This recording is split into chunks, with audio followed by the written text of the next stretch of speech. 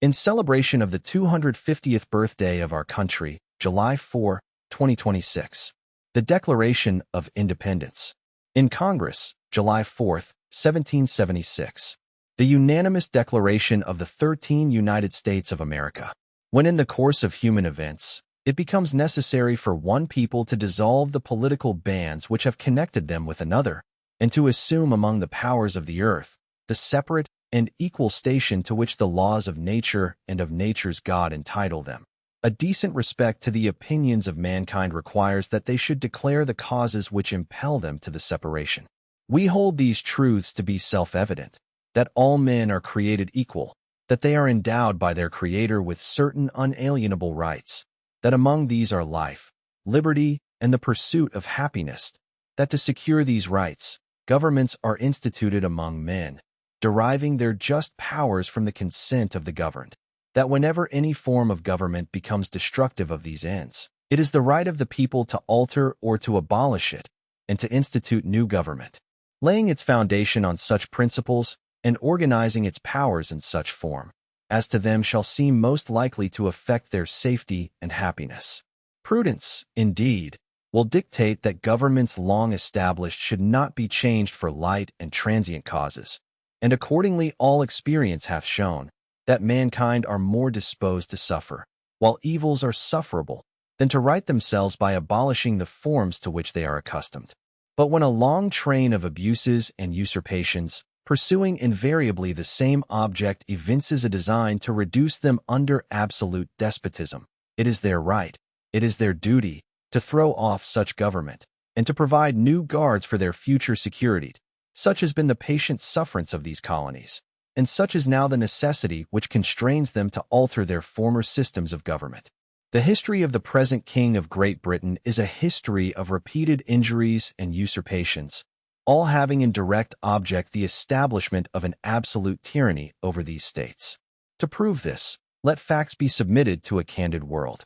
He has refused his assent to laws, the most wholesome and necessary for the public good. He has forbidden his governors to pass laws of immediate and pressing importance, unless suspended in their operation till his assent should be obtained, and when so suspended, he has utterly neglected to attend to them. He has refused to pass other laws for the accommodation of large districts of people, unless those people would relinquish the right of representation in the legislature, a right inestimable to them and formidable to tyrants only. He has called together legislative bodies at places unusual, uncomfortable, and distant from the depository of their public records, for the sole purpose of fatiguing them into compliance with his measures. He has dissolved representative houses repeatedly, for opposing with manly firmness his invasions on the rights of the people. He has refused for a long time, after such dissolutions, to cause others to be elected, whereby the legislative powers, incapable of annihilation, have returned to the people at large for their exercise, the state remaining in the meantime exposed to all the dangers of invasion from without and convulsions within.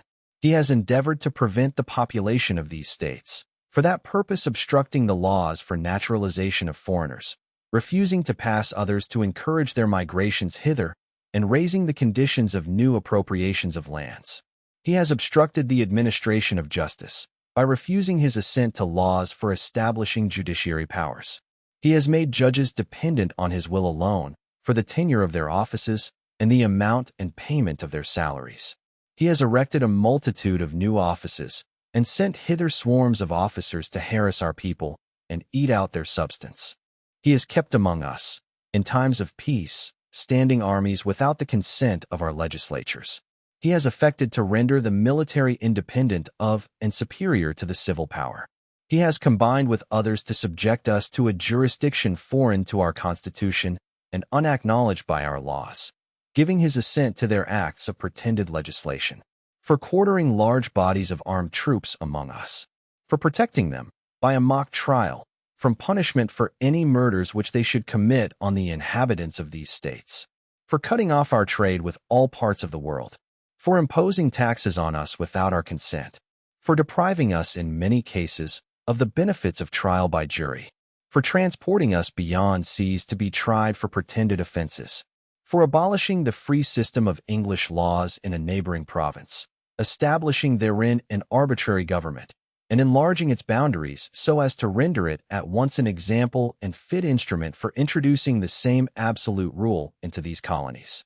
For taking away our charters, abolishing our most valuable laws, and altering fundamentally the forms of our governments. For suspending our own legislatures, and declaring themselves invested with power to legislate for us in all cases whatsoever. He has abdicated government here, by declaring us out of his protection and waging war against us.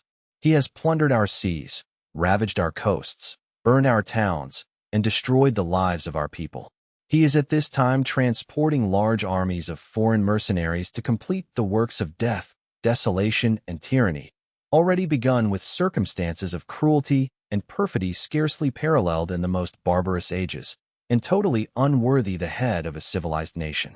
He has constrained our fellow citizens taken captive on the high seas to bear arms against their country, to become the executioners of their friends and brethren, or to fall themselves by their hands. He has excited domestic insurrections amongst us, and has endeavored to bring on the inhabitants of our frontiers the merciless Indian savages, whose known rule of warfare is an undistinguished destruction of all ages, sexes, and conditions.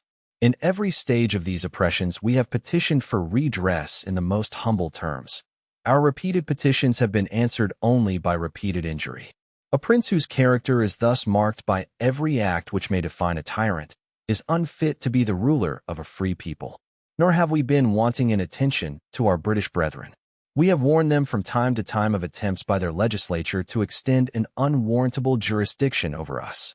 We have reminded them of the circumstances of our emigration and settlement here. We have appealed to their native justice and magnanimity, and we have conjured them by the ties of our common kindred to disavow these usurpations, which would inevitably interrupt our connections and correspondence. They too have been deaf to the voice of justice and of consanguinity. We must, therefore, acquiesce in the necessity which denounces our separation and hold them, as we hold the rest of mankind, enemies in war, and peace friends. We, therefore, the representatives of the United States of America, in General Congress, assembled, appealing to the Supreme Judge of the world for the rectitude of our intentions, do, in the name and by authority of the good people of these colonies, solemnly publish and declare that these united colonies are, and of right ought to be free and independent states, that they are absolved from all allegiance to the British Crown, and that all political connection between them and the state of Great Britain is and ought to be totally dissolved, and that as free and independent states, they have full power to levy war, conclude peace, contract alliances, establish commerce, and to do all other acts and things which independent states may of right do. And for the support of this declaration, with a firm reliance on the protection of divine providence, we mutually pledge to each other our lives, our fortunes, and our sacred honor.